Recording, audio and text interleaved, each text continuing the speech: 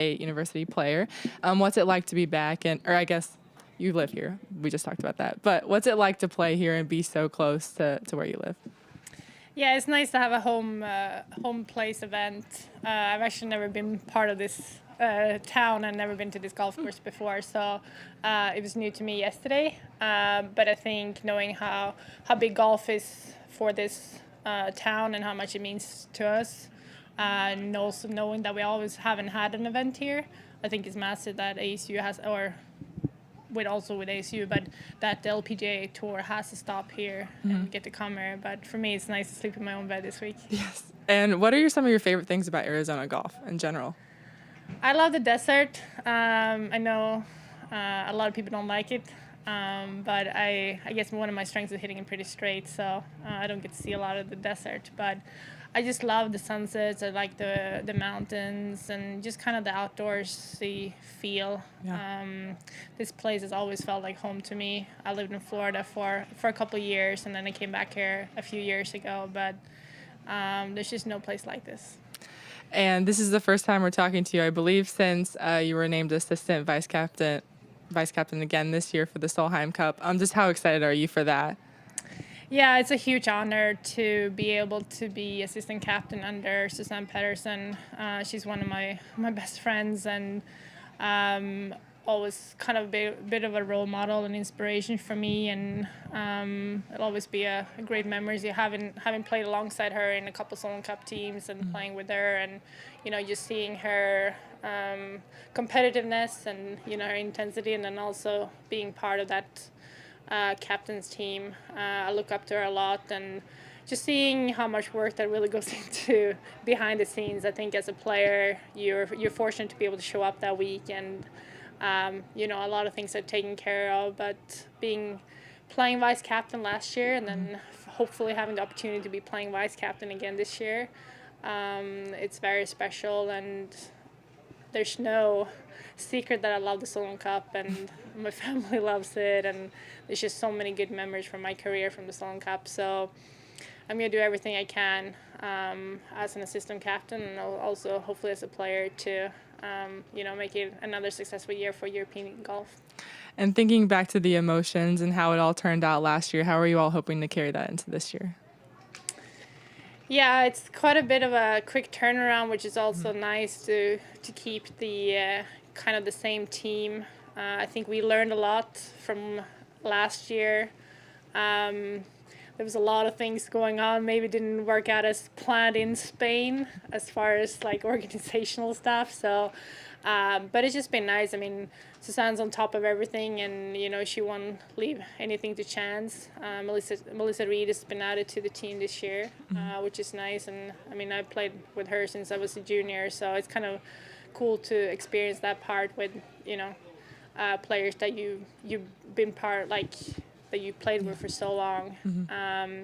So yeah, I know the Americans are going to be very excited to tee it up on home soil, and I was very impressed with Stacey Lewis, how she put together her team and how they carried themselves, and I think that was the best team I've ever seen in the Solheim Cups I played. And yeah, we're going to be having to be on our toes and try to figure out our best game plan to give them a good match in August this year. Awesome. And Sarah, do you have a question in the Zoom here? Yes, I do. Hey, Anna, welcome back out. I know we've seen you quite a bit this year, but just curious. I mean, you're entering, I think, your 16th year on tour. What are some of your goals, and what keeps you motivated at this point in your career? I know obviously Solheim's a big goal, but how are you just kind of staying motivated and really want to keep chasing your dreams out here? Yeah, it's been a while. I can. But moments like the Solheim Cup, it's an Olympic year. There's a lot of things to look forward to this year. Also being part of the Solheim Cup as a vice captain, I think seeing the work that goes behind kind of also motivates me to even want to play and do well for the team in that sense. But I think I've always been a person that always wanted challenges to grow as a person, both on and off the course. I've been quite open with, having a really rough last year behind me, and Arizona last year was probably the toughest one. I ended up missing the cut, and seeing basically my life fall apart that weekend. So yeah, it's been a really tough year, but I feel like I've always tried to put my best foot forward each day and find ways to grow as a person or grow as a player. And I feel like there's always things that I can improve on and wanting to work on. And I feel like the last couple of years I haven't really had a chance and opportunity to, put my whole heart and effort into it. So this year, I'm just, grateful to be out here, just trying to keep smiling and enjoying the ride. And I've been trying to, embrace every stop on tour, going to see places, going to dinners, because I know this won't last forever. But right now, I don't find another challenge for me that keeps me on my toes as much as golf or as competitive golf and inside the road. So, yeah, I feel like I have a lot of things to look forward to this year. And just knowing that it just won't be forever, I'm just trying to make the best out of the time that I have. And on that note, with the Olympics coming up, I mean, how much are you thinking about that? I know some players like to not think about it until the qualification period ends, and then others know exactly where they stand. But how much are you thinking about that, and what would it mean to qualify? I've been grateful to be part of 2 Olympic teams, and it's definitely one of my big goals this year. But all I can do is, focus on myself and try to play the best I can. There's a lot of good Swedes, a lot of young ones that come out on tour the last couple of years, so it's going to be tough to get a spot.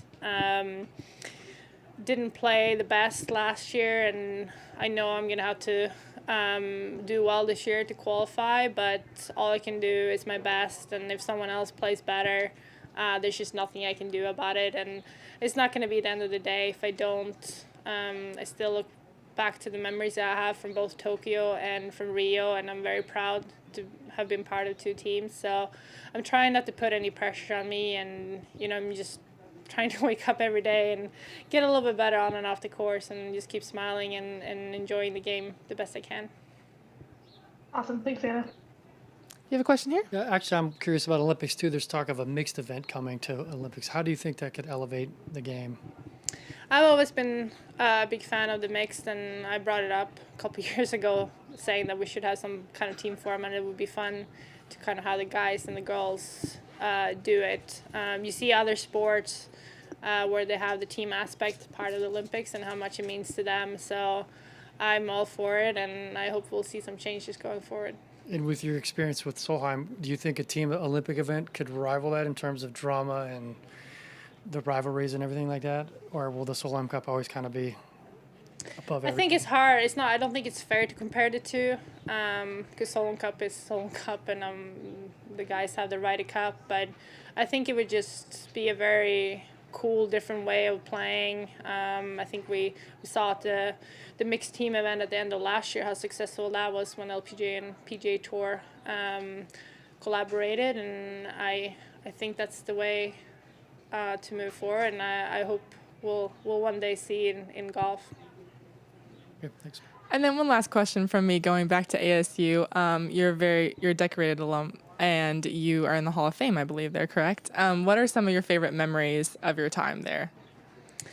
Yeah, I'm very grateful for just having the opportunity to come to ASU. I said I came here to the desert in 2006 with 2 suitcases and a golf bag, and I don't know what my life would have looked like without that opportunity, but I'm forever grateful, and I know I owe a lot to them. Yeah, the golf program, the school, everything they've done for me, and to still feel like I can be part of it. Being inducted to the Athletic Hall of Fame at ASU about a year and a half ago, it's probably one of my highlights of my career, just knowing how much that place means to me, and what a special group of people I'm part of there. I try to spend quite a bit of time with the girls and practicing down at the Bird at Papago. They have an amazing facility, and it's just nice to kind of just be around that atmosphere. I feel like college is a very special time in your life, you learn a lot about yourself, having teammates and, the opportunities they have to, grow as persons and as golfers there is endless. They just won 2 tournaments in a row, and then they're actually playing their home course event, the Ping ASU, this week. I think Thursday to Saturday. So I'm looking forward to kind of follow them along. But Missy Kay was my assistant coach in college, and she's a dear friend, and it's just nice to see how she's pulling the girls together and how amazing they've done the last couple of months after a lot of hard work. And when you spend time with them, is there any advice or key kind of messages you're trying to give to them? Well, I feel like I have a lot of experience because I've been around for a while, and I've kind of been in their shoes.